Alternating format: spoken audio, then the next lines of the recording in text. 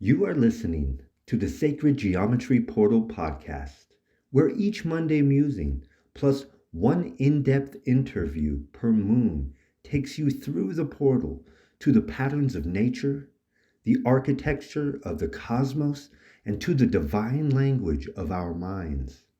Your host, Elizabeth Diane, expands your perception of the world and the awe of creation.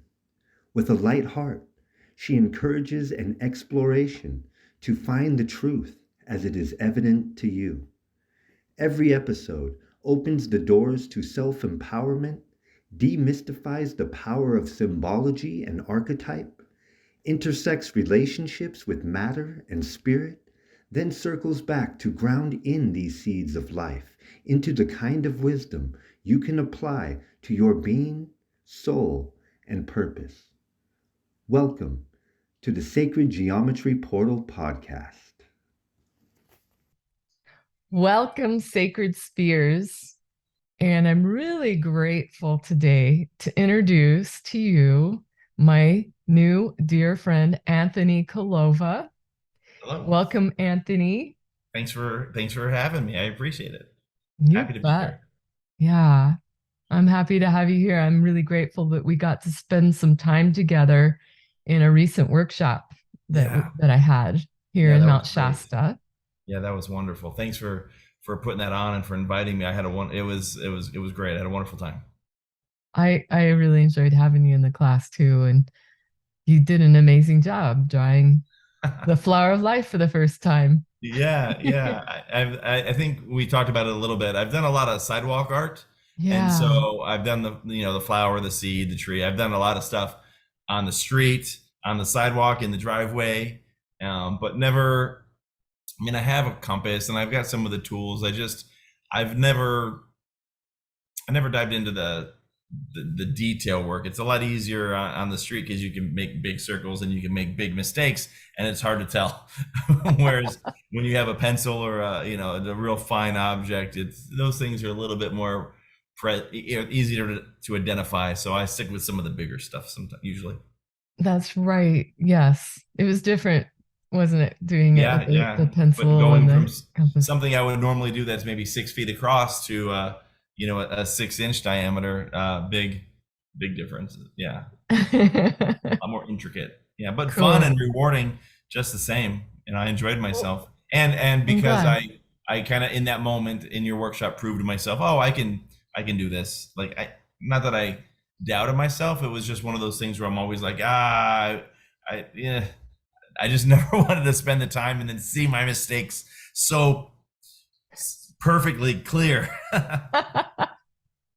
Well, did you notice afterwards anything in your mind's eye or how it might have changed your perception, in addition to just kind of noticing that comparison of big scale to smaller scale drawing?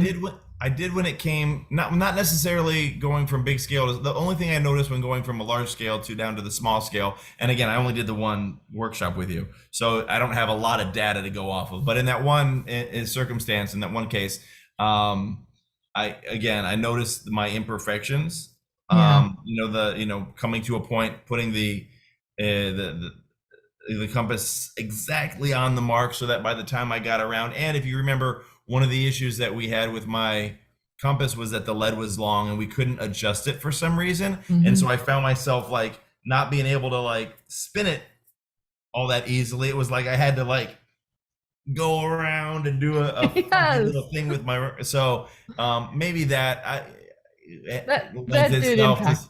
Yeah, it had an impact. But what I mostly noticed was that when it came to the shading or to the adding shadow, I had an option. I could focus, on the maybe like on the center of the Vesica Pisces, the almond shape, or mm-hmm. I could focus on the positive or the negative. Like, and when I say positive, negative, I'm thinking not necessarily from duality standpoint, but from like if you could think about film, how old school film, you would have the negative, and then they would project the light through that, and then the positive would end up showing on the screen or on the film for a picture. And so like being able to focus on either the circle or the space, the void between the circles, Mm-hmm. at a certain point, I decided I was going to shade the negative side, the space in between. But then as I did that, I'm like, wait a minute, this isn't the space in between. This is there. Either one could be considered the space in between, the negative or the positive. So as I started to Ah. fully shadow like the parts that kind of look like I don't know what they're called, but the little, not really triangles, but it's Yeah, yeah, like it's yes, these like the little triangle-ish those looking little, parts. Well, I yeah. started to realize, like, wait a second, I'm just leaving the almond shape, the Vesica Pisces part, out of it, but that's really coming together as a result of focusing on what isn't there. So by focusing on what's not there, I was able to bring out more of what was, which was a fun insight, a fun way of just a nice perspective, a Hmm. little shift. I love that. I love that kind of perception where you realized that you didn't have to define one thing as shadow and the other one as light, so to speak. You didn't use Yeah, the word light, but how we tend to separate things in our thinking, you found almost a way of bypassing that duality thinking, but seeing them more as coexisting and yeah. giving you more, maybe more choices to work with, More options. It definitely more felt options. like balance. And if I wanted to like extrapolate that to a metaphysical mindset, I might be able to say, oh, well, working with integrating my shadow allowed me to have a broader vision or a wider scope, a different, a more balanced perspective. Something, I mean, we do whatever we want to do with it, but like that's kind of like the direction that I think it goes, because with sacred geometry, there's no way to get around I mean, those two parts, right? There's sacred and Yes. there's geometry, and the geometry is the Yeah. math and it is the angles and it's the physical component, and then the sacred is the spiritual component, the reverence. It's the part of the I geometry that allows us to get creative in our minds and say, okay, well, what does this mean for myself? What does this mean for my community? What does this mean for nature around me, my environment, or humanity, or beyond, right? And so we could yes. apply whatever meanings I think we want to Hmm. to sacred geometry. And in this case, shadow work is something that's present in my life, and so it's easy for me to make to make that leap and bridge that gap. Absolutely. This is what I love discovering about you. And um, in sacred geometry, I quite often remind people that it can be a very nonlinear path. We're used to thinking linear. And Sure. so I bring that up because I want to circle back around to you. And um, I love that we dove right into sacred geometry because that's why we're here. And the way I met you was this synchronicity at Ecstatic Dance recently, Yeah. where in our closing circle, you shared an amazing story about what you were talking about, kind of how you'd been working with all aspects of yourself, just some of the shadow work and how it. I was DJing that night and I'd played a song that was the same one that you were working on for your healing. And so there was these cool synchronicities. And then to Yeah. find out that I was just launching my podcast with the Monday Musings, and you have an amazing Facebook group and now into Instagram called Sacred Geometry. Yeah. Yeah. And so right away we were like on the same wavelength and connecting. I just want to let people know a little bit more than I know about you, that you are an awesome husband. So grateful to have met your beautiful wife. Yeah. That was fun taking her to the ecstatic dance. Yeah, Yeah. yeah, yeah, yeah. And it just feels like my community's growing by meeting the two of you, and your community is, I mean, this community's welcoming you and your wife. You're also a burner, a recovering addict, a psychonaut, a traveler, and an entrepreneur, a very awesome, amazing entrepreneur with a tendency towards social abstraction, which makes it really fun to converse with you on all of these topics and weaving the sacred geometry through like the things that you're talking about, the shadow work, just so many things that you tie together and share with your community. So, yeah, if you have anything else you want to add to that or say about Who I am COLLOVA. and what I'm about and Yeah. my bio and Mhm. such.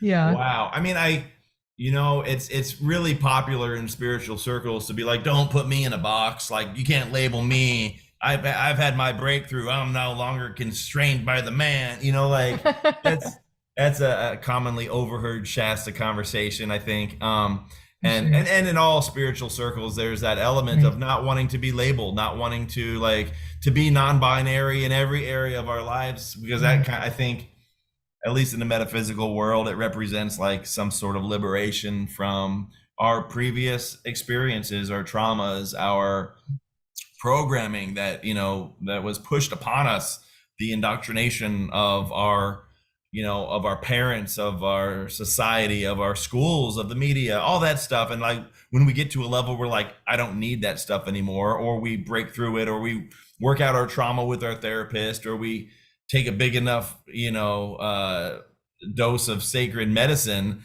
Mhm. under the right circumstances, when we're ready, like we tend to shed those labels. But I think that labels are pretty important for just conveying an idea, because if you think we got to use words are vibrations, and they it is a form of telepathy. Look, I'm vibrating right now and I'm sending it through a thing that vibrates, and on your end that other thing vibrates, and then it goes into your ears and vibrates, and your brain turns those like it is telepathy, right? It's just It technological telepathy, is. Yeah, and right? then we know in the quantum realm we have the non-local information that can be instantaneous. Yeah, right. So we have to use the tools that we have. And I Right. find that labels are really easy and convenient ways to let people know who we are. So I think you touched on a couple of them. Yeah. Husband, burner, artist, traveler, entrepreneur, recovering drug addict. Um, I could throw in there animal lover. I could throw in there psychonaut. I could throw in there recovering Catholic, recovered Republican.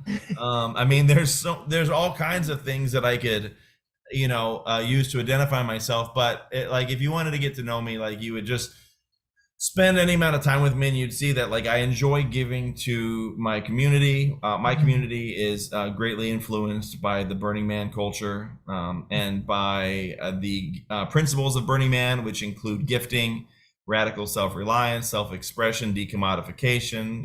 There's I don't know how many I listed there, five, four. There's like six more, right? Uh-huh. But those are the ones that are important to me, and so like expressing myself through my clothes, through my outward appearance, Yeah. that kind of lets people know, the right people at least, like it encourages conversation, and it lets the wrong people know, like, hey, stay back. Maybe this guy's not for you, right? And Right. then but at the same time, I always try to be welcoming and understanding. I try to be open and flexible with my belief system, and recognize that, man, there's a lot. The amount that I know versus the amount that I don't know, it's like a grain of sand on the beach. Like, that's what I know. And Yeah. everything else is like, I have my belief systems and my biases, but I try to be open to people so that I can learn from them, and then I can form a more well-rounded belief system for myself. And that Yeah. helps make me a better neighbor. It helps make me a better husband. It helps make me a better artist. And all of those labels that I Yeah. place upon myself Mhm. are enhanced because of the openness to admit that I really don't know much. And I think that humility allows for, it doesn't sound like I'm being very humble. It's like, I am so open that I can do, but having a level of humility Yes. allows for a greater sense of connection to everything outside of what I truly believe I know about myself and about the world. And so I think humility and gratitude play a really big part of my life, because Without those things, then I'm rigid and I'm not flexible, and I know what I know, and then it's like you can't really teach an old dog new tricks, and I'm not getting any younger, and so by having that level of non-binary fluidity, I am able to grow, and Yeah. that's important to me, because I want to keep on learning. I want to do better by myself, by my wife, by my community, and by the culture that I surround myself with. And as Mm-hmm. long as I practice gratitude and humility on a regular basis, then everything seems to line up. When I don't have those things in my life, then I start to notice like I'm not really in alignment. Things don't really feel right, and I need to re-examine some stuff. So for me, who am I? I'm a regular dude. Mm-hmm. That's I don't know if regular is right. I'm kind of a weirdo. I'm kind of a spiritual, metaphysical, hippie-ish guy that's open to anything and everything. Yep. I love that. I hear this balance in what you're saying of open to anything and everything, and understanding that you have a place where the authentic you gets to express. So, this it's almost like dancing in those spaces of where Anthony gets to express, as we're all connected to the one. So there's this oneness, and if we're all just identifying that way all the time, then the whole of all that we are, source of everything, doesn't really get to know itself and have No. expression. So in a way, we're honoring source by expressing in our authentic way. And so Yeah. that, yeah, so there's this almost, I'm hearing, see if this is right, it's almost like a flexibility with your boundaries of kind of like, yeah, I express, the way you wonderfully express you, that sends a language, it's a message, kind of like, yeah, I'm gonna hang out in this realm kind of thing. You can meet me here, and yeah, I can reach out a little bit over there because I get who you are, and I, acknowledge that we all have something to offer, and that clarity about who you are. Does that make sense? Yeah, So it's like, it's like you mentioned balance. It's like mm-hmm, non-duality is great to understand that we all come from the same source, the mm-hmm, same infinite potential creative love energy, and like eternal divinity. Like that's wonderful. Like who doesn't want to live in that space? yeah, But when we only focus on that space, I think we really do that space an injustice, because like all the colors, like you can take a whole box of crayons and you can like take the whole bunch of crayons and just do a circle for 10 minutes, and you're going to get a brownish, blackish, goopy, like okay, that's cool, but like red is cool, yellow is cool, blue is cool, green is cool, like all of the, like if we truly are sparks of divine source expressing itself as these individual little pieces, then I'll return to that when I'm dead. right. There's While I'm plenty of time here, and infinity for all of that, right?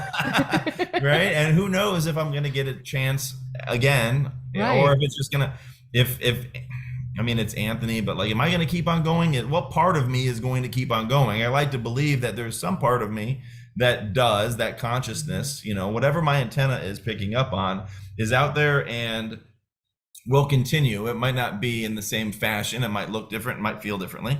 But I think that we keep on going, and Yeah. but I don't know. And so while I'm here, I want to express the colors of the rainbow. I want to I want to experience all the different flavors of life. I want to participate in every type of flower, every type of leaf, every type of animal, every different pixel that is part of this reality is mine to experience. And Mhm. if I just try to sit and be like we are all one, and like try, that's a form of spiritual bypassing that I think actually does more damage than it does the Mhm. good. And obviously connecting to others and connecting to Yeah. our fellow humans, and and the plant kingdom and the animal kingdom and the fungi and the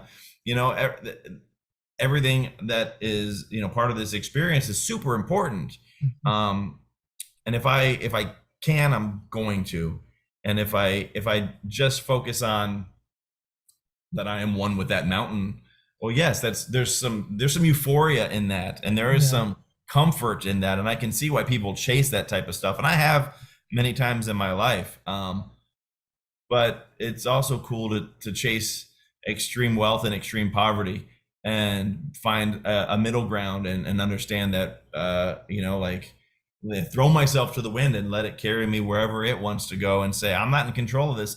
Let me participate in the way that everything else says, and I'll just sit back and watch for a little while, and then jump back in with whatever kind of control or whatever kind of situation I want to, and then Yeah. I build something or create something, or allow the universe to create something through me and be the creation itself. Like, it doesn't really matter. What matters is that I participate, and that I, again, have that humility and that gratitude, so that my whatever it is that I create, or that is, created through me, it really resonates at a deep level, and in my world benefits those things around me, so that we can all, Hmm. celebrate, and while we're here.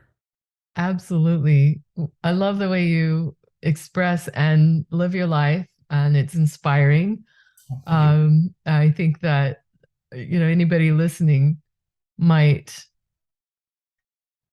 if they embrace what you just said, it takes a lot of courage, I think, sometimes to, if I know for me, when I've lived in a place of a lot of control and missed all of that the universe wanted to just like bring through by surrendering and letting go, and then facing my fears of just kind of letting go and surrendering, and then seeing all the gifts that pour in, and then the inspiration for me has come just like, now I want to create what's next. I'm Yeah. getting an inspiration to do whatever it is now. So I love that. And I love what you were talking about. I use sacred geometry so much as a visual for, like the metaphors that are spoken. And then I see something as simple as the Vesica Pisces, the two circles with a common radius. It's the birth portal Yeah. of all form.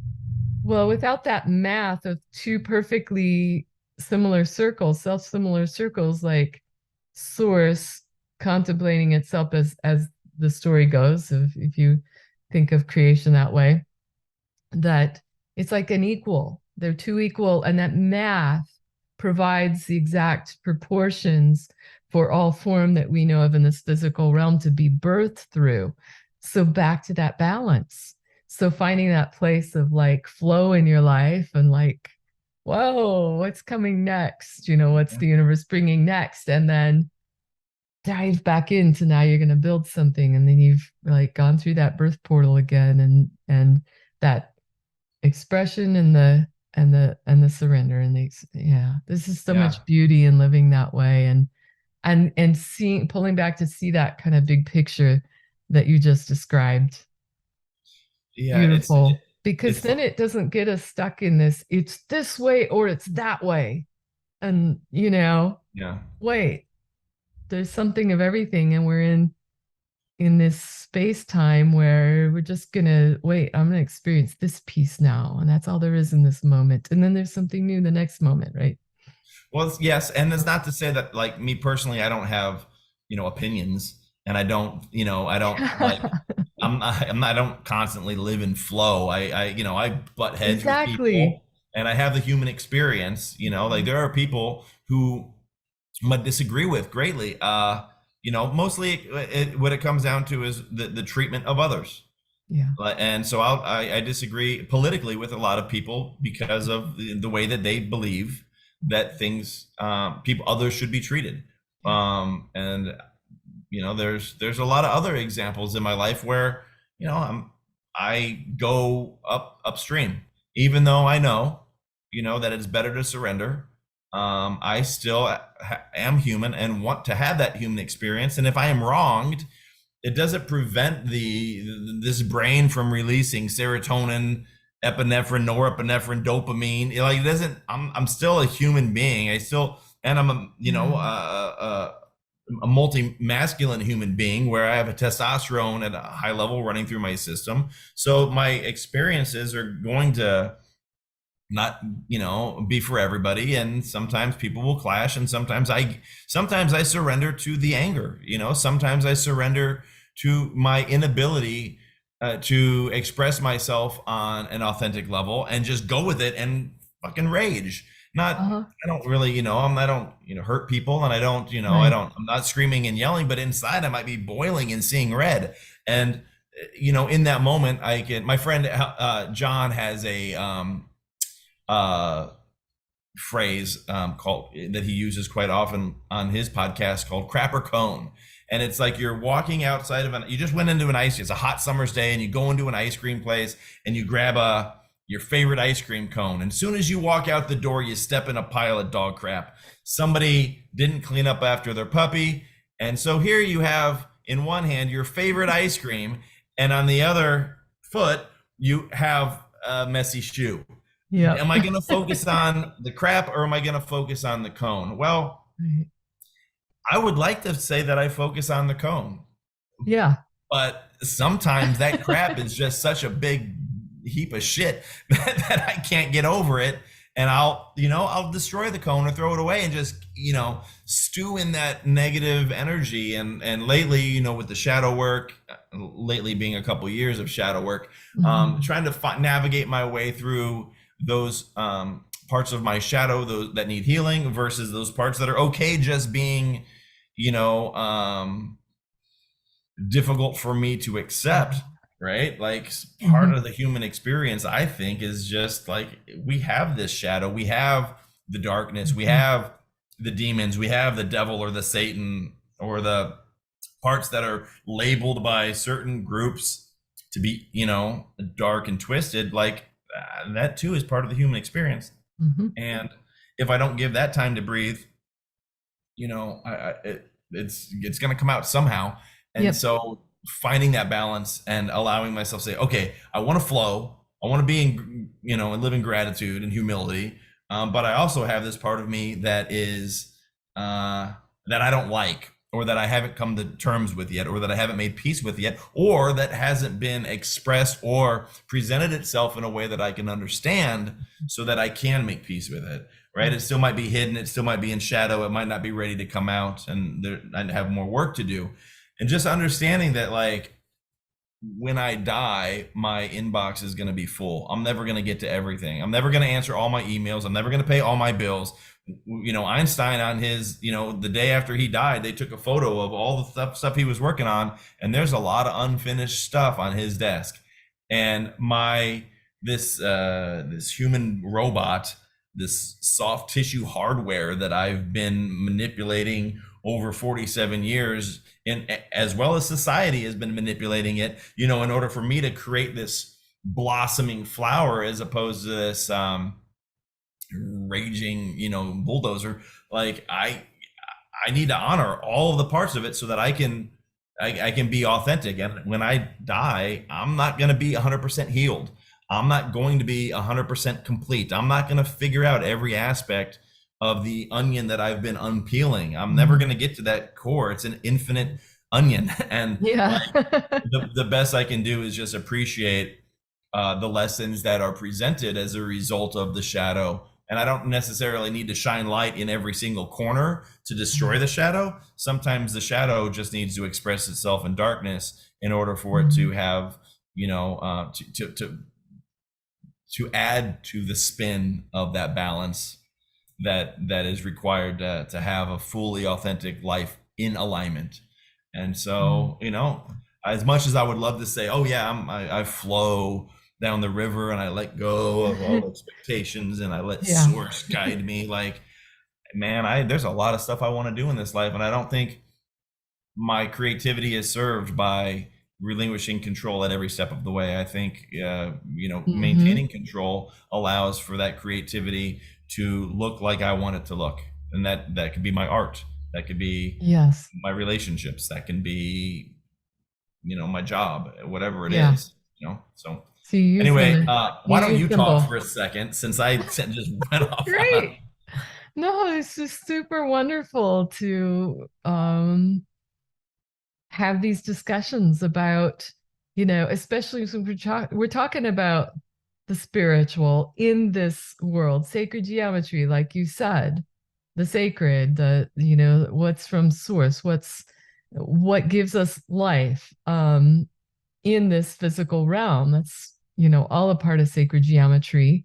And there's the practice that I've kind of been influenced by that prompted me to start these discussions is kind of that traditional drawing with the compass and the straight edge and building Yeah. form, because I love how it gives me a picture of where we come from and what we're all about here, and it gives me a visual of how we do this creative process. Like you're saying, there's so much that you want to do, and sometimes I get same thing, overwhelmed with so many ideas, so many things I want to do, and then it helps me simplify again. And when things just seem so um, fractaled out and spiraled out into this many Yeah. different crazy places, that I remembered my center. That's really how I like to use sacred geometry Yeah. as a That's practice, as a centeredness. drawing practice. Yeah. So you So return to center through drawing. yeah, that's one of those ways that is through drawing is that practice, because it just feels so zen to me. The Mm. tactile touch on the paper, the reminder that I'm starting in infinite potentials with nothing yet manifest. It almost like does this instant kind of, okay, I can just, I'm with source right now. It's always here. I can tell myself that in my mind, but I think there's something about getting my hands involved that that Sure. just helps me integrate it in a different way. Um, and then drawing, just the whole process. Uh, it's interesting because I'm active in my mind mentally, but I'm also it shifts my flow out of the chatter of the mind. So I think there's the using the visual cortex. I sense that it's just putting more up in the frontal lobe and working a little bit more than when I start to do the art with it. After doing a drawing and contemplating all the relationships and the kind of a story that can be expressed behind it, that then I'm kind of opening up to new information that can come in or new insights. Yeah. And then I bring that back out into the world, into all of the, when chaos arises or something. And so it kind of gives me a center again. Um, Sounds like it's very meditative Very for you. meditative for sure. Yeah. And there's like the way I understand it, there's all kinds of meditation, but like the two Yeah. like categories would be passive and active. And so, Mhm. passive meditation would be sitting in the mudra and like, eyes closed, Yeah. being the observer, watching our thoughts go by, staying in Mhm. our center. And then the Mhm. active would be going on a hike up a mountain and just connecting to nature, left foot, right foot, left foot, right foot, left Yeah. foot, right foot, Just or somatic awareness even. yes. And then so when And you're all that. drawing, it Mhm. sounds like you're in that zone where you're familiar enough with the circles, and subconsciously it's activating and bringing you down into a different state, Mhm. which is still meditative. It's just an active state of meditation where you're being creative and you're pushing forward rather than without the effort though, like effortless effort, and allowing your versus allowing yourself to just be silent in darkness, which is the passive form. And it sounds Right. like you're tapping into that place that people tap into, either passive or active. And that's Exactly. beautiful. Yeah. And I can kind of use it both ways. Sometimes I'll just sit and then meditate on the drawing, like what's called a yantra practice. So eyes open, but just one focal point in the center, the bindu, Yeah. Brahman is in the Indian tradition, but just to be able to like just be with whatever and and do find that stillness between the thoughts as I'm visually looking at the pattern, but then also see what emerges from that pattern. So yeah, I can shift back and forth with the process of drawing and then visualizing it, or even taking that visual that I created into a meditation with eyes closed and continually drawing my focus back to that vision of what I drew, is a process too that's it's helpful in a way of activating different parts of the brain, and you know, maybe it's causing that cascade of other neurochemistry, including some dopamine, and Sure. reducing the cortisol and that kind of thing. um and hence enhances my dream time. A lot of different benefits come from it, but there's also that awareness that comes through of seeing when the shadow comes up, because now I've made space for whatever's in the unconscious that's ready to be seen. And then there's a choice of, oh, whoa, something now is, this isn't just, distractive monkey mind chatter. There's something new here. What Mm, is this? And in a way, because then in a still point, then I can sometimes just address it in a really calm way and say, "Oh, why are you here? yeah. Welcome. What is this?" And observe and let myself observe what wants to come up. And then I might say, "Oh, yeah, that's reminding me of this discomfort that I have from, that argument I had with so and so or whatever it is. And I keep running into this issue. And it's really because of, whatever's undealt with from my past, childhood, what have you. Um, but there's a discipline in it that's been useful for me in um, doing that kind of meditation where then I see something coming up, and I'll do it in dream work too, like yoga nidra or drum journey work, or I'll do the same thing with the sacred geometry forms where something from that shadow will come up and I'll be in a little better space to address the discomfort that I might sense or feel either in my body or an emotional Mm, emotion that arises, um, and then stay with it. And I might continue to use the sacred geometry focus because that was kind of the entry point to seeing something arise. And then if I continue with feeling it, staying in presence with it, until it's ready to, it's going to move, it's going to shift, it's going to mm, morph, it's going to do something that feels like a release.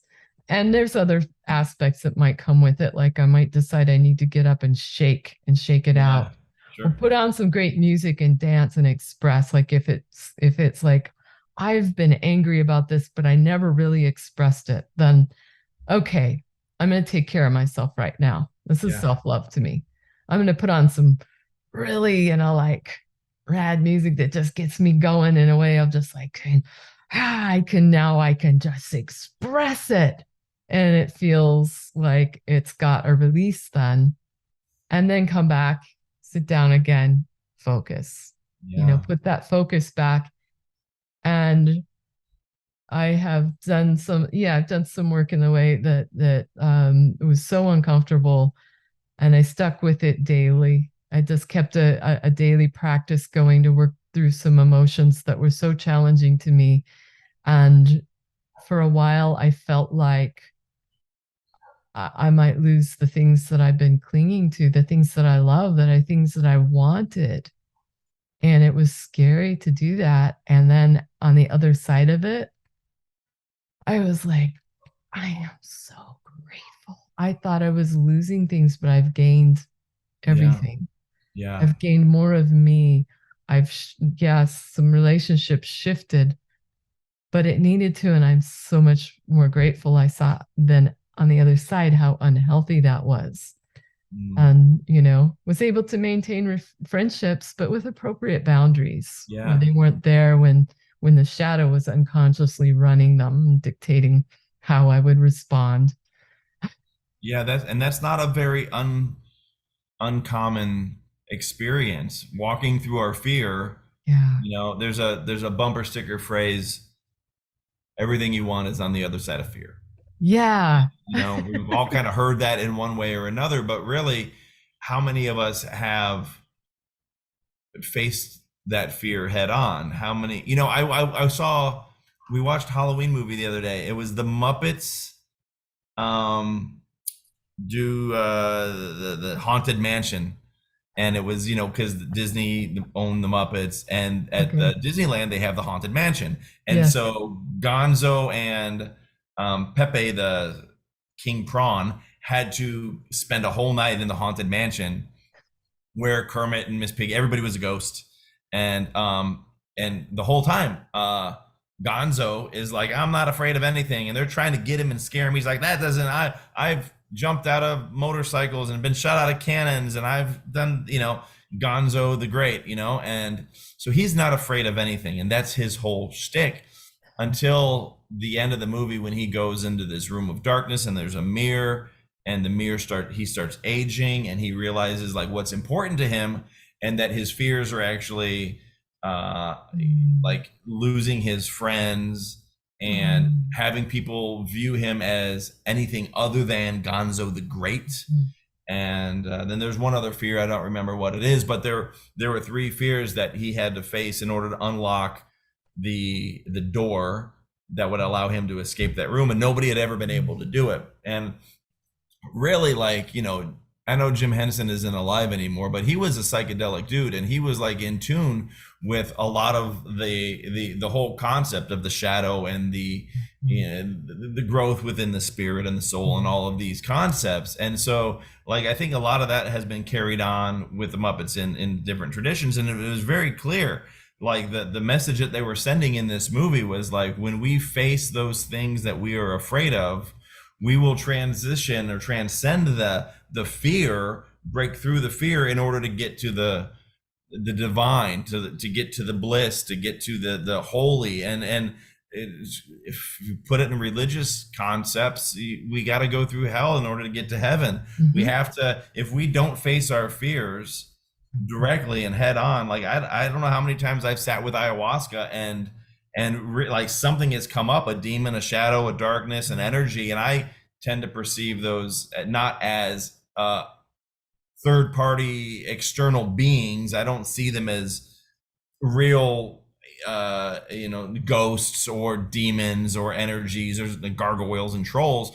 What I see is a manifestation or a personification of my fears manifesting as something familiar, which could be a ghost or a demon or an entity of some sort. And so when I approach that entity and I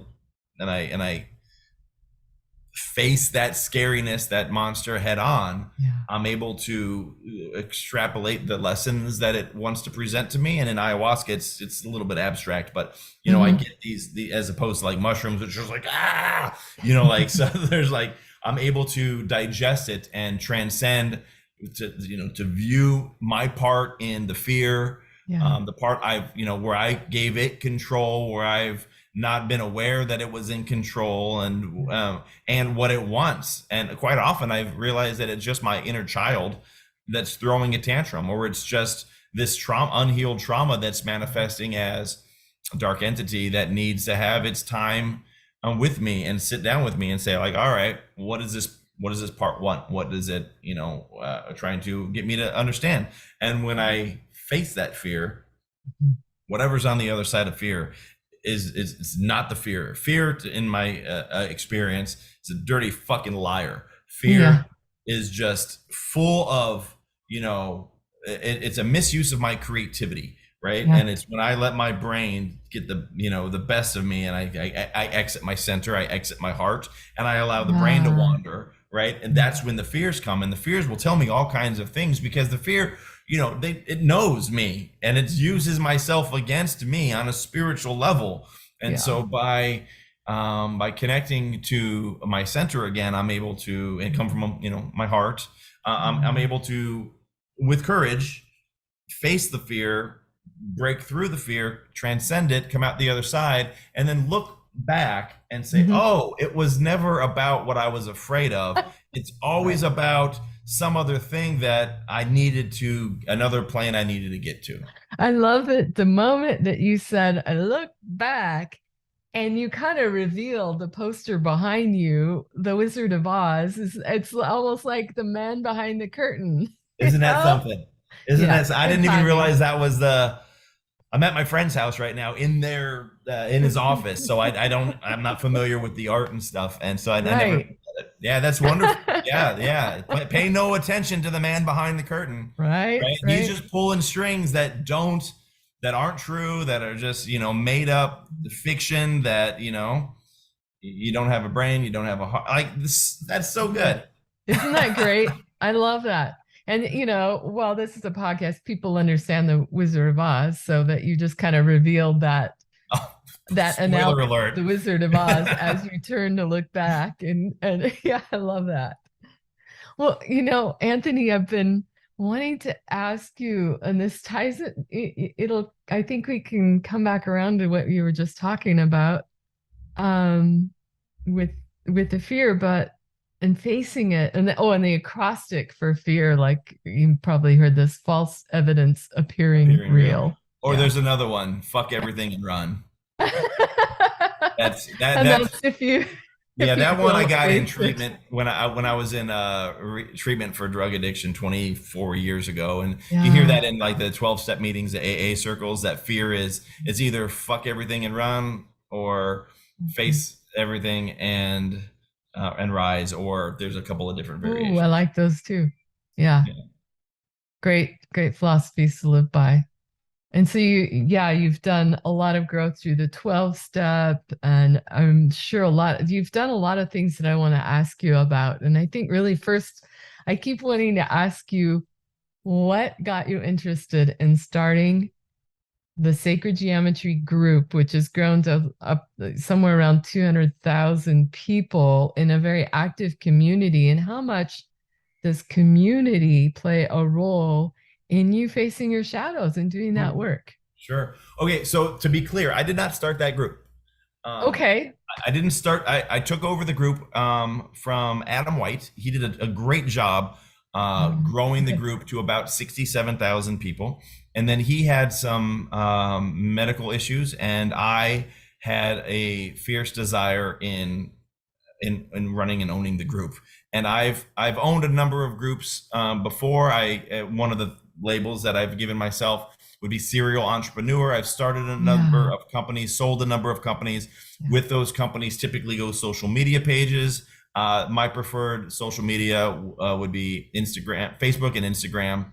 And then to a lesser degree, Twitter. I'm not big on TikTok and some of these other ones that are all over the place. But I've always had social media pages to support the businesses that I run. And I started a business that I never finished. It was just on a whim. I bought the domain name changa.com, or in Australia and New Zealand they would say changa.com, CHANGA, and that is what many people consider to be smokable ayahuasca. That's not what I would say it is, but that's to give you a clear understanding. It is a DMT, NN-DMT infused plant matter substance that has anywhere between 1 and 20 different ingredients that DMT has been infused with. And when you vape it or smoke it, it has a different effect than ingesting DMT with an MAOI, which is what ayahuasca is. And so I started changa.com with the intention of selling the raw ingredients, everything except for the spice and the illegal substance. And then I got distracted with life and things, and other stuff has happened. But one of the supporting groups that is the Sacred Geometry group. And so I had an interest in sacred geometry. I had been, I watched the spirit science videos on YouTube, and Nassim Haramein and a number of other people that are really explain it far better than I. And so I was active in that community, and I was absolutely loving it. And I at some point I approached the founder, and I wanted to take over that website. And so Awesome. we Yeah. worked out a situation that was beneficial to both of us. And then I was going to use that as a supporting website for Changa.com, but decided at some point to shelf that business and just focus on the growth of the Sacred Geometry group.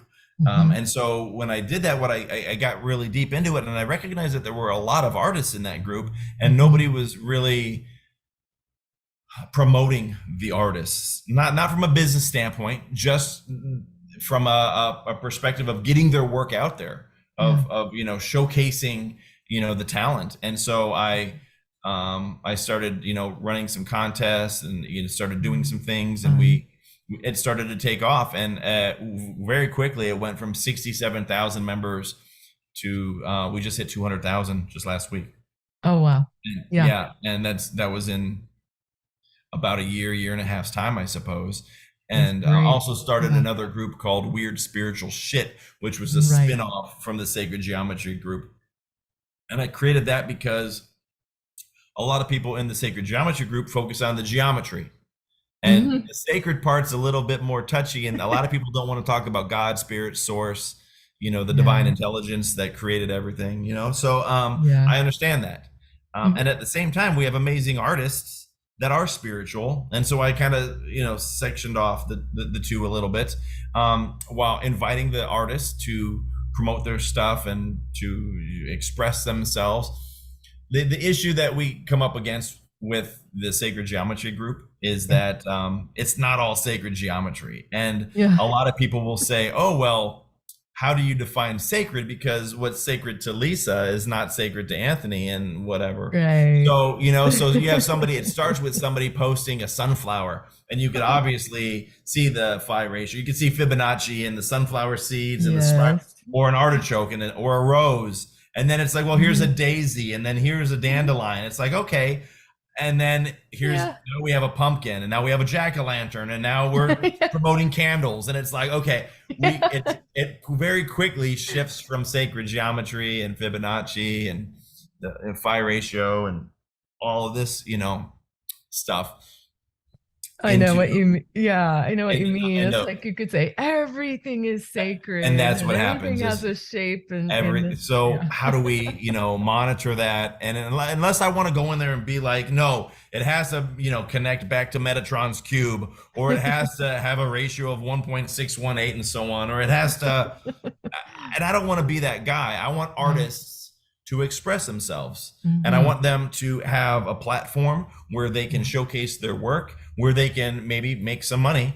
And and so that's why I started the Instagram page. Now, I only started that one maybe 6 months ago, and we just hit 24,000 members a couple days ago. So, and we're growing by about 1,000 every week. And so eventually I'll be at 150,000, I would imagine. I don't know the potential of this community. I've built a number of social media groups up to 200,000, 300,000, 400,000. But that was in different industries, different spaces. And this one, I don't know what the potential is, but if we're growing at 1,000 every week, and we have people that are, sending us their art and we're posting it, then it's going to hopefully continue to, spawn itself forward. But your question, so I didn't start the group. I just took over and started promoting our artists and giving a voice. And I have two very amazing moderators that help me keep that thing in order. Plus I have a virtual assistant that really helps me build the Instagram page, because I personally, I am traveling right now the country with my wife. We were traveling the world. We hit 14 countries, 30 different cities, and then COVID hit. And then we came back, bought a motorhome, started traveling the country, and now here we are, just traveling around. And so I don't always have a signal when we're camping. I don't always have the desire to check in and stuff. And so I have people that help me run the page. And as far as and I'm sure they're passionate about it too. Yeah, they love it. Just a joy to And we're on the same page, like there are other there's a sacred geometry group that I admire that has about 400,000 members. Yeah. And most of it is, you stick to the platonic solids and you stick to the artwork that resonates with sacred geometry. And, I think you need a lot heavier hand when it comes to moderation to make sure that people aren't getting out, off of that path. And it's just, I don't want to be militant about what gets posted. And so as a result, we're growing. We're not growing as fast as maybe that group is. But I'm comfortable with it. I'm comfortable with it. And when I've been in the group, I've felt comfortable in the group. I feel like people are just open-hearted and supportive and pretty joyful in their posts, as opposed to some other groups where maybe it's really pretty rigid, the standards are really adhered to and all of that, but then there's a lot of people that get really a little bit nitpicky, or they start to get argumentative because they're maybe the ego is a little big, and they're like trying to say, but my thought on this is the right way, kind of, that posturing that you get. That's the internet, so much in right? Social media. And I really like the vibe in the group that, your group, which I'll be posting, of course, along with the description for the podcast, because I'm pretty sure people are going to want to come check you out and check out the group and the community that's there. And I'm enjoying being a part of it. Well, part of the one of the things that I've always done, either when organically starting a new group to support a website or a business that I have, or a hobby, or whether I take over an existing group, is I don't allow mean-spirited posts.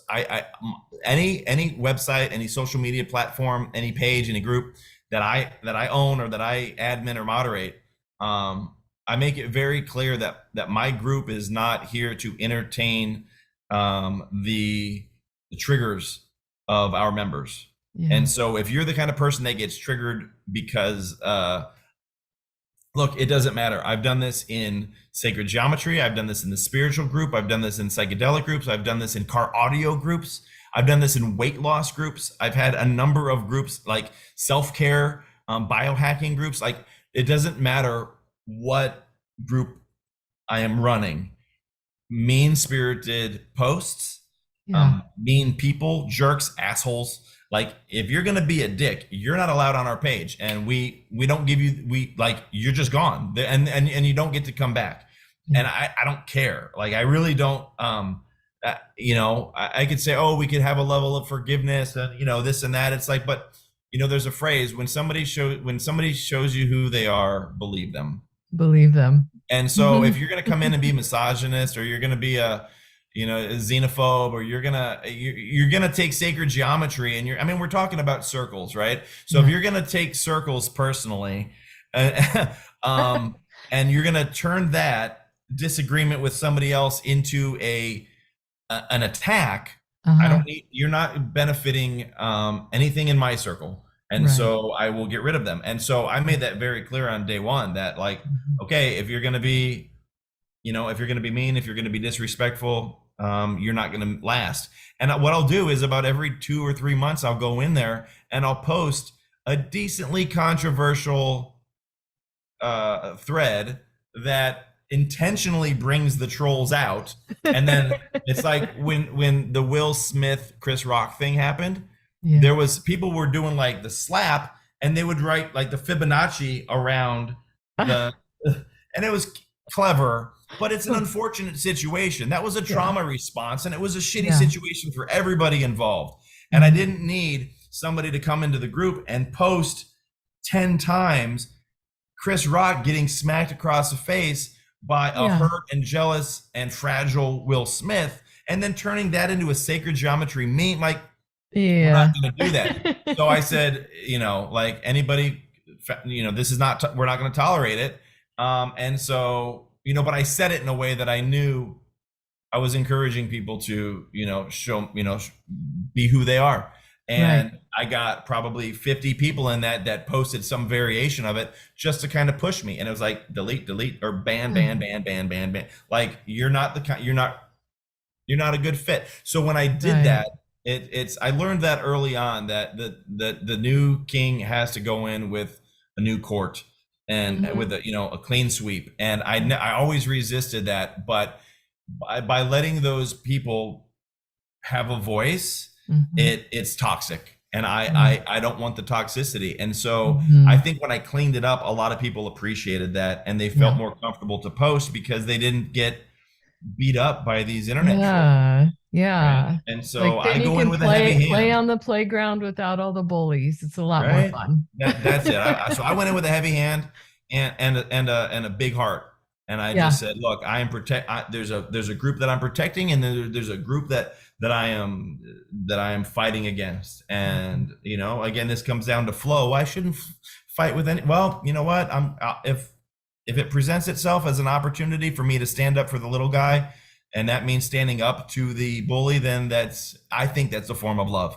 And so Yep. I will use my love to separate those two groups so that this group is protected and they can flourish without fear of repercussion from some dude behind a keyboard. And Yeah. it seems to have paid off. Awesome. Awesome. Beautiful strategy. I mean, so many times people don't think about creating community that way, Yeah. or maybe not having the courage to come from that place of, Yeah. like heart about it. And, they just It's a constantly kind scarcity. of like recycle the toxins through That's it. Yeah, everything. it's a scarcity mindset where I don't want to kick out these people because it will, I don't want to stand up for what I believe in, what's right. I don't want to put myself out there authentically because what if people don't like that and I lose followers or I lose members or I lose Yeah. likes and I lose engagement and now I'm losing money. Well, I think that comes from a place of fear and scarcity, where if we can focus on abundance and say, I'm going to focus on the people that I love, that are worthy to protect. I'm going to focus on that part of myself that is authentic, and I'm going to exploit my own authenticity and put it out there in a vulnerable way and allow people to attack me because I'm confident with who I am, and I know that your words are coming from a place of fear and my words are coming from a place of love. And so Right. when I do that, it gives me the courage, gives me the strength, and allows me to put myself out there in that vulnerable and intimate position. Mm-hmm. And then the people who resonate with the message are attracted so much more than the people that are repelled by that message. And at least they all come out of the woodwork, and the ones that are repelled, I can physically remove from my environment, and the ones that are attracted to that message I can lift up so that they can prosper and they can and hopefully be inspired to do something in their own form of authenticity as well. Right. Right. Beautiful. Yeah, I mean, you're leading with action for, this is a great way to build community Mm-hmm. and maintain resiliency and the health of the group. So, yeah. Yeah, yeah, So I works so for. kind of curious too, if I understand your path, the plant medicine's been instrumental in healing. Is it also the thing that interested you in sacred geometry in the first place to even want to take over this group? Or Yeah. were you introduced to sacred geometry in a different way? How did it So come for you? Yeah. the biggest thing that helped initially was my recovery from drug addiction. Mm-hmm. So that going through treatment and working the 12 steps of Alcoholics Anonymous, Mm-hmm. having a sponsor, a mentor to, show me how to clear my baggage and apologize, make amends to those people I'd harmed, face my demons in the form of my character defects and, you know, all of my shortcomings and such. Like, and then keeping my plate clean. Like, that's the foundation of the steps. I mean, step one is like pretty much surrender. And so, like, it's a very psychedelic program, especially if you read the history. So, like, that was what helped me get on the self-care. I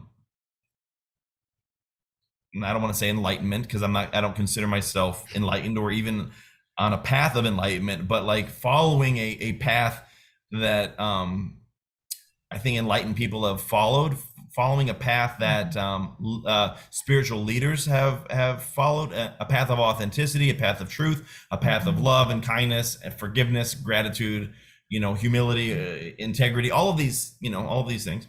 That was all part of the 12 steps, and that was all part of my early recovery, and for 24 years. So that is where my foundation of self-love came from. Then nice. Engaging with plant medicine, specifically it took about 3 years for me to decide to do plant medicine after being introduced to it. And I was probably 20 years, 19, 20 years, no, 18 years sober at that point, maybe 17. And I spent 3 years thinking about it, meditating on it, contemplating it, looking up groups of like, okay, are there groups that do ayahuasca to facilitate and further their recovery from drugs? Are there recovery programs that use plant medicine to deeper their recovery and strengthen their resolve towards love and against darkness, or whatever, however you want to phrase it? And there are plenty of groups that are using specifically iboga, but ayahuasca and bufo, 5-MeO DMT, wachuma, San Pedro, and the mescaline products. There's groups that use plant medicine or toad medicine or frog medicine, snake medicine, like in recovery everywhere. And maybe they're a little bit controversial within the 12-step program. But this is an authentic expression of myself, and I had to search out my own truth and express that rather than somebody else's, Absolutely. So after 3, give or take, years, I decided to sit with ayahuasca, and it went from first combo, then ayahuasca, then iboga and bufo, while microdosing mushrooms intermittently here and there. And I had some experience with cannabis for meditative purposes, and that was a powerful tool. But once it stopped serving me, I had to stop using it, because it's easy to use, for me, to use cannabis in a way that is not in alignment with love and more just addictive behavior. Right. And so the foundation of the recovery, and it's at a point in my life, I was a self-care coach, not in the too distant past.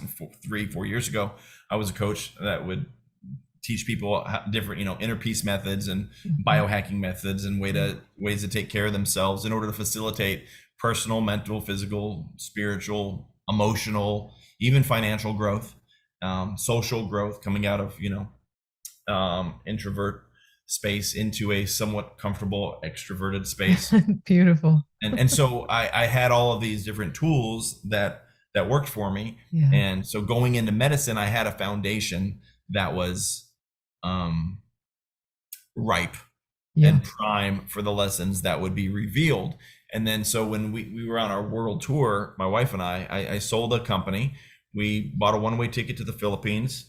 We started traveling, and our last stop, we didn't know that Costa Rica would be our last stop, because we had no idea that the pandemic was going to happen, and the country was going to close down, and we had to get back. We would have kept on going for probably a year or more. But before Costa Rica, I had lined up my my plant-based ceremony. But we were in Dubai at the time, and I decided let's go to Nepal so we could do a 3-week panchakarma cleanse. So rather than just following a typical dieta that the shaman or facilitator will have you follow, I went to Nepal and did a panchakarma cleanse for 3 weeks, which was 90 minutes in the morning, breathwork, meditation, and yoga, and then 90 minutes at night, oil massages, 2-hour massage every day, purging, and there's 5 different things that you do. And so I did a full cleanse, in and out, pores, ears, eyes, mouth, nose, every way you could think of, every way, in order to prepare myself. And then when we got to Costa Rica, it was very much the ayahuasca dieta with the raw food, obviously no alcohol, I don't drink, no nicotine, no drugs, low sodium, low sugar, foods that are low or preferably, void of MAOIs, Mhm. and less meats, more raw food, Yeah. fruits and vegetables. And so, and no sex. And so we did Mhm. that for a little bit, and then we cleansed with combo 3 times, and then went into the ayahuasca. So by the time I first sat with ayahuasca, I was not only physically and mentally clear, I was also spiritually healthier than I had been in years, and everything was just primed for this experience. So it allowed me to surrender and to break through pretty quickly without a lot of the purging. I mean, I did purge. I've never Mhm. vomited with ayahuasca. I've never vomited with combo. It's just Mhm. vomiting. It perhaps is not one of those things for me, but I do, have other forms of purging. But yeah, Sure. I I broke through relatively quickly, and had some really powerful lessons, and integrated Mhm. those, and continue to integrate on a regular basis. Now, I don't remember Mm. exactly what your question was, because I know I just kind of started This going is into. it's great to hear all of it. Well, one of the things I thought to state for our listeners that maybe haven't really paid attention to all of the different kinds of um, exogenous DMT producing or plant medicines, like ayahuasca, Yeah. or psilocybin mushrooms. There's so many that you mentioned earlier. Is that it's activating the third eye, the pineal gland, which tends to produce for many people an experience where they're seeing some sort of geometry, geometric patterns Yeah. that are just, Yes. profound. And, they may see in, many other things as well. But um, I know it just seems to be a lot of people might have an experience through a plant medicine, or in my case, it was an energetic, awakening that was starting. Um, I can't say I had a full on Kundalini experience the way a lot of people have this really charged up thing, but I was shifting. My heart blew wide open, and pretty soon I started seeing geometry in my mind's eye, knowing that it meant something, but going, what is this? Yeah. Yeah. All of a sudden I'm experiencing this. And then I understand, how profound that is for an extended period of time with the plant medicine. And so I had this curiosity if that's what drew you to the sacred geometry group or sacred geometry in general. Yeah. So, yes, when Mhm. from my now I had, before recovery, I had done plenty of mushrooms and LSD, Mhm. cannabis, and I had the sacred geometry appear back then, but I was Yeah. 20 whatever years old, so it was a different situation. Yeah. Um, Here, with the intention, with the ceremonial space, with with the reverence for the medicine and the guidance from the practitioner, the facilitator, it was a totally, it's not the same as a 20-year-old smoking a joint. Yeah. And so um, I, I believe that the sacred geometry is the portal into the next iteration of existence, of reality, of this space that we can't see. I Mhm. also believe it is the language of the divine. Mhm. It is the visual language of consciousness, Mhm. and it is the fundamental building blocks of matter. So I have these perspectives as to what Right. it is, right? And so my first session, I received like the basically a tunnel of sacred geometry, just like coming at me, like Yeah. one after another at a speed that was so rapid I couldn't even keep up. And then I broke through into the ayahuasca space, and then that would happen each time. And then at some point during the ayahuasca ceremonies, this doesn't happen to me so much with psilocybin, but or iboga, it doesn't happen at all. But it's with the ayahuasca, specifically the DMT derivatives, that it does. And at some point, the sacred geometry, it doesn't come at me like boom, boom, boom, boom, Yeah. boom. What happens is it comes at me, opens up, and then it just starts shifting right there, and it start almost like it's using a combination to unlock, and I feel it go deeper, Mhm. and my mind expand, and like come through. And Yeah. at some point it begins to get so intense that I use a technique that the facilitator encouraged me to use. And that was, if things just start happening way too fast, you can ask Mother Ayahuasca, you can ask her to slow down. Mm. And so I Yeah. said, can you please slow down a little bit and present to me these, I don't know what these are. Yeah. Can you, what you're trying to tell me? I recognize it as sacred geometry, but I didn't know what it meant. Can Right. you please explain to me? Can you translate this to me in a language that I would know? And soon as I asked that, all the sacred geometry went away. I was in a jungle and I had a whole totally different experience, and it was just as healing. Oh. And then I remember the next night, or a couple nights later, when I sat with ayahuasca again, I did the same thing. And Mhm. I had, again, visuals of animals and insects in the jungle and things. And then I thought to myself in the next day outside of ayahuasca, wow, I'm kind of controlling the situation just by asking Mhm. to understand. Yeah. Perhaps this is a language that I'm not meant to understand.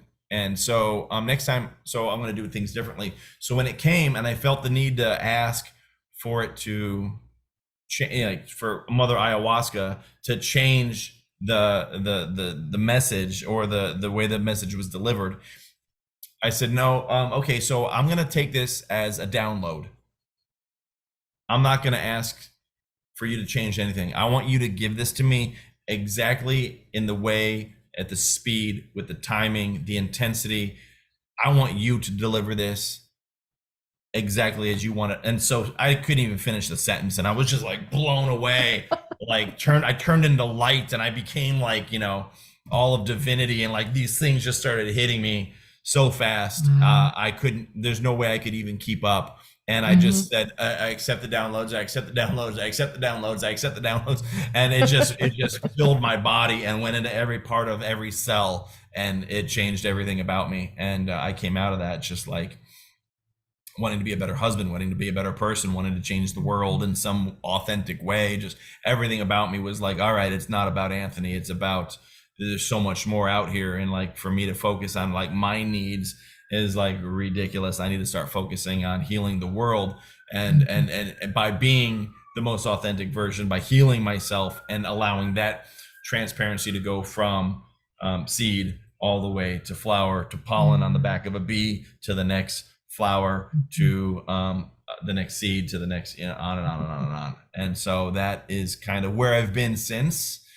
trying to not Mhm. necessarily heal the world, not my responsibility. There is Yeah. potential in that. Yeah. But I think the biggest piece of that puzzle, it begins with me doing what I can do to heal myself, so that I can be the best version of myself that gets put forward into this world, so that any healing that is going to come can be more authentic, more natural, less forced, and more in line with what Source has in store for me and the world. Again, it's got to come back to humility and gratitude, because the humility part, if I think start taking on the responsibility of healing the entire world, like that's too big, you know. Yep. And so yeah, so sacred geometry, uh that's what was my initial like thrust into Right. sacred geometry. And so I started in integration over the next couple of years, and I had done more plant medicine since, but not like back to back to back to back. It became an interest, it became a hobby, it became something, somewhat of a community, as Mhm. made evident by the sacred geometry Facebook group of Yeah. 200,000 people that I participate with, and not lead. I'm not the leader, but I facilitate a lot of different conversations. Mhm. And yeah, it became, and then from sacred geometry, I went to like, the pyramids, which are full of sacred geometry and full Mhm. of mathematical combinations that lend themselves to the fundamental building blocks of life. And then from the pyramids, it went into, other ancient civilizations that were, the Mayans, and it went into, any other type of ancient prehistorical situations that involved man transcending their own limitations. And so Yes. now I have a big interest in, in quantum physics, because quantum physics can go to the smallest of the small, and then hopefully extrapolate to the biggest, which I know there's some disconnect there, but there's more for us to learn. And I geek out on those things that we don't know about. And Yes. at every step of the way, sacred geometry plays a role in it's undeniable. And when I see it in Right. nature, whether I see it in the construction or the engineering of something as great as the pyramids, it's all there. It's all part of our history. And hopefully, when I die, there will be a Bardo situation where I get to ask a couple questions, Yeah. and then maybe return to source and become, whatever I'm supposed to Yes. be next. Beautiful. And given that intention, I can only imagine that that's exactly how it will unfold for you, if that's what Source has in mind. And that's, yeah, I think so. beautiful, complete picture. And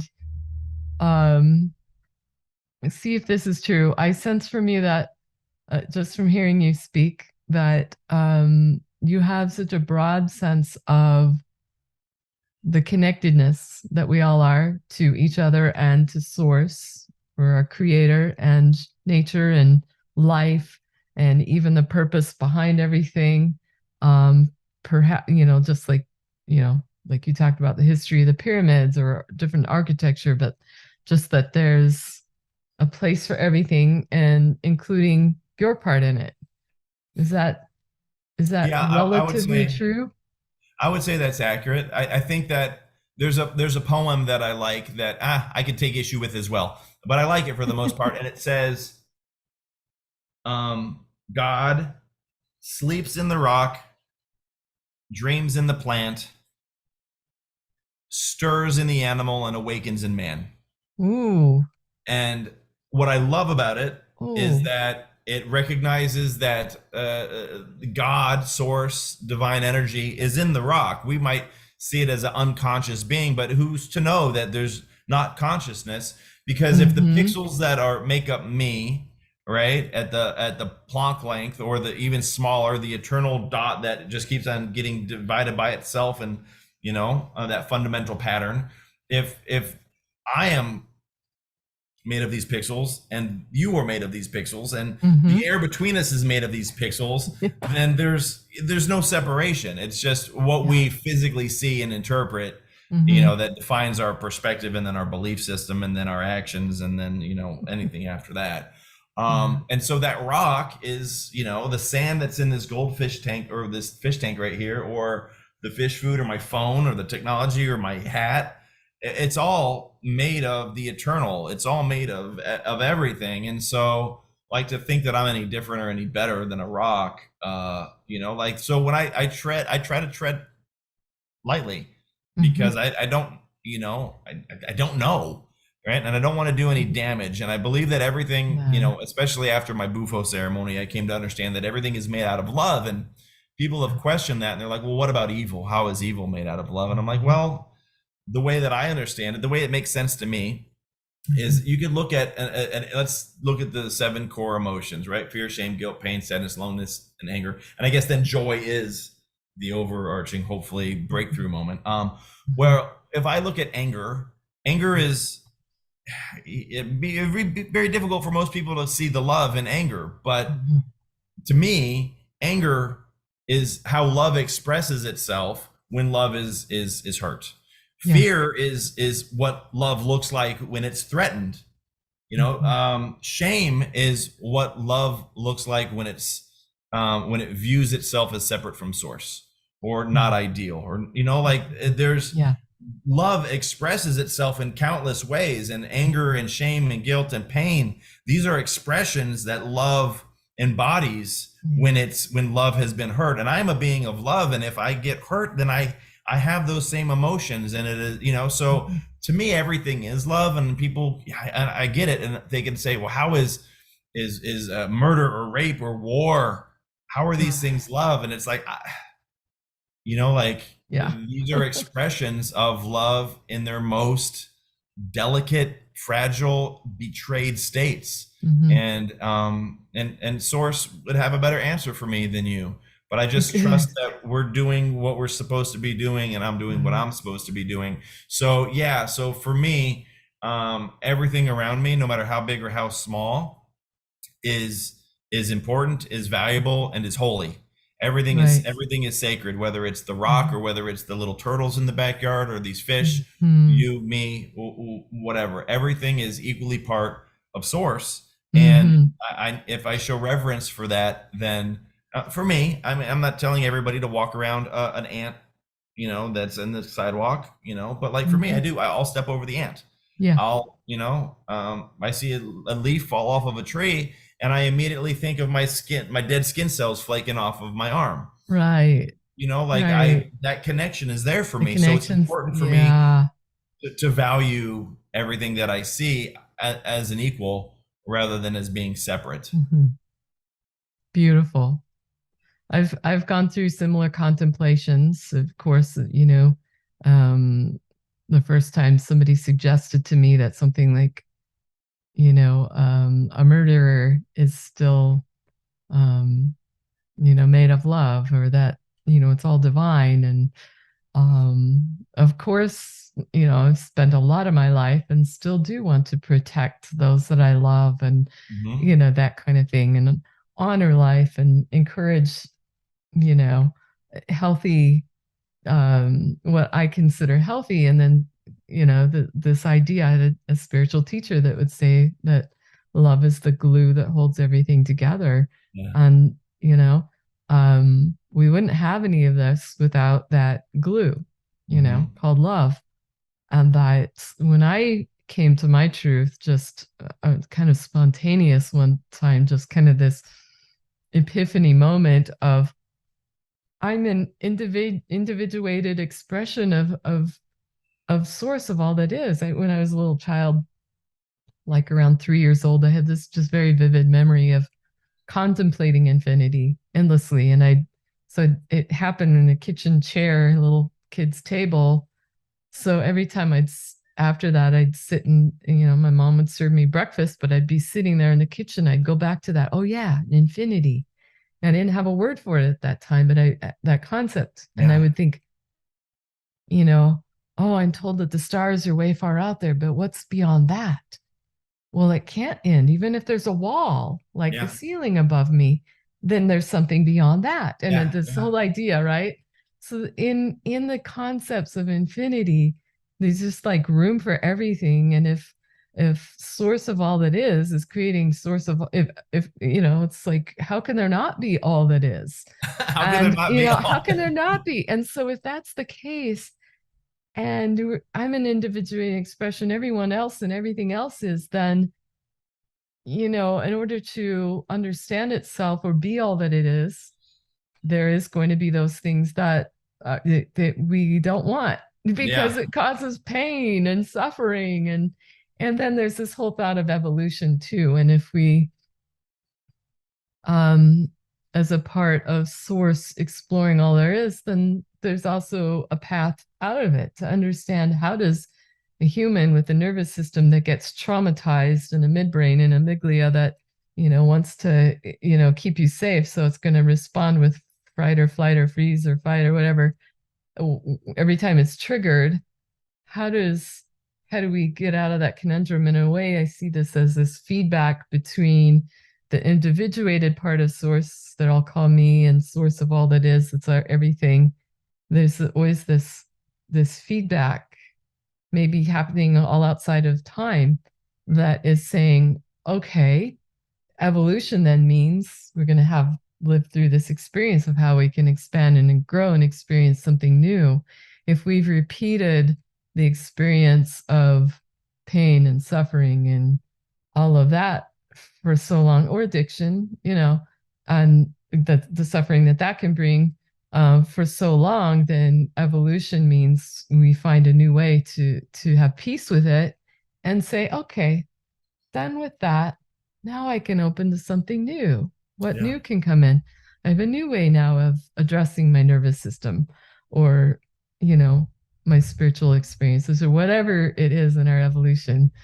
And so that's kind of what I think about from everything that you just talked about with how do we deal with this idea that, you know, um, yeah, but there's something evil out there. You have to watch out, Of course I want to, make the choices that are healthy for myself um and my loved ones, or, be kind to the little creatures, and, even the ants, and because I have that level of awareness in my life and maturity, that I want to make choices that feel like I keep some sort of integrity that's true for me. And so it might look like something different for somebody else, and I want to honor that that's their path. And Yeah. yeah, and I don't have to tell them what to do, whatever. But that um we have so much growth we can choose to embrace, while listening at the same time, that I don't want to say it's a duality. It's like a cohesiveness and a coherence of connection to all that is, and receiving guidance along with, like, this perception. I've just made a decision. That's my human perception. I'm making a choice now, to live more harmoniously or heal my Yeah. wounds so that I'm not harming others, at least not intentionally, or not as much, Yeah. not Absolutely. repeating those old patterns. And yeah. It seems like it comes down to free will. I know that evil the I know that evil exists. I know what evil Yeah. is, what I Yeah. perceive evil to be, Yeah. and though I've never I don't believe have participated in evil, somebody out there might have viewed my actions as evil. Mm-hmm. And I recognize that. Right. But Yeah. living in this day, in this reality, in this body at this age, I also recognize that I have a choice as to whether or not I participate in what I consider evil. Mm-hmm. And as long as I don't do that, it doesn't mean that evil doesn't exist. It means that I don't manifest evil in my life. And the more people that choose not to manifest evil in their life, Mm-hmm. I mean, if you think about it, evil is a human concept. Yeah, I think it Squirrels, is. like, does a squirrel know what evil is? Is what would eat as a snake evil to a squirrel, or is that that's part of the circle of life? Yeah. We're the ones that nuke each other and beat each other up and do all these crazy things for Right. but as long as I recognize that I have a choice as to whether I commit acts which I perceive and I consider evil, and I don't participate in those acts, Right. then I can perpetuate love. Exactly. And I think that that's at a basic foundation. That's what I'm here to do. Love that. Thank you. And thank you for being here doing that. Yeah, sure. Thank you for doing Life it as well. just gets so much freer and more enjoyable and more expansive to me, when we can open more to our heart space and express it, and do set our intentions to create that kind of space for others. So I appreciate you. Yeah. Yeah, very much. Yeah. Thank you. Yeah. Well, thank you again, Anthony. Yeah. Thank And you. Thank I you look, for your time and opportunity. you bet. Yeah, I look forward to our next intersection, and gratitude. This podcast has been a production of Sacred Geometry Portal. Dive deeper into the portal by subscribing at sacredgeometryportal.com. You can support the portal expansion through Sacred Geometry Portal's Patreon account. Infinite fractal blessings, and thank you for listening.